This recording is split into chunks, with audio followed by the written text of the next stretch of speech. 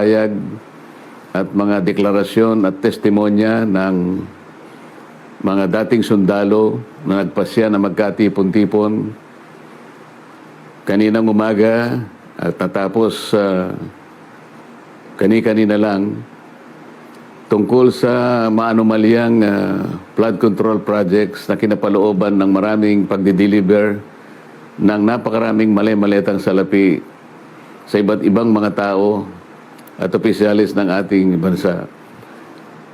Yan po ang sinasalamin sana, mga kababayan, ng dapat na nangyari na inaakala naming huling pagdinig sana ng opisyal na Blue Ribbon Committee na aming sinet noong June 11, 2026. Hindi nga po natuloy yun, mga kababayan, dahil nung matunugan ng ibang mga kasama namin na kami magdadaos uli ng panghuling hearing na lang ng Blue Ribbon Committee, ay sinabi nila na mayroong security threat ang Senado at ang aming mga kawani ay sinabihan nila na mag-work from home na lang.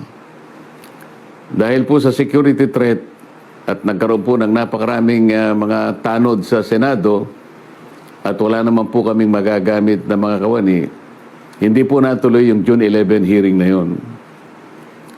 At nang dahil doon, ay nagpasya ang mga kumukup-kup doon sa 18 at higit pang mga dating sundalo na maggawa na lang ng papapahayag na ginawa nga nila sa araw na ito.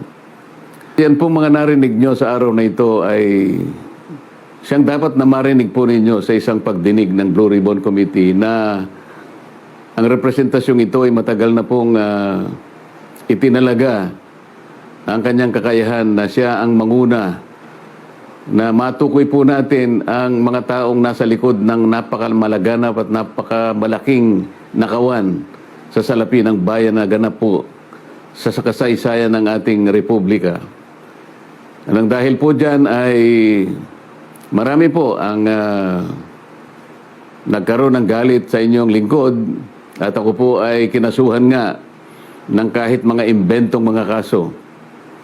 At maaari pong isang araw, hindi po natin alam kung ngayon o bukas, sa makalawa, ay iahain po sa akin ang warrant of arrest upang ako po ay arestuhin, upang hindi ko na maipagpatuloy ang aking gustong mangyari na matukoy po natin ang mga may kagagawan ng lahat ng ito at mapanagot natin sila.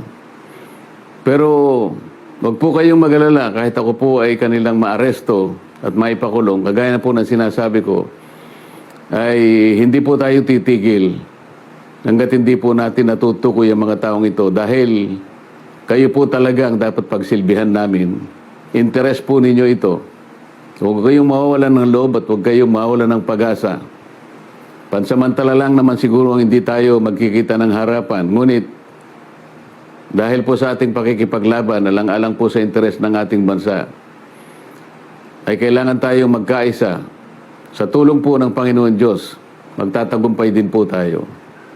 Mabuhay po kayong lahat at sana'y araw-araw ang diwa ng ating pagkakaisa ay huwag pong mawala sa bawat isa sa atin. Salamat po sa inyong lahat. Magandang gabi po sa inyong lahat, mga kababayan.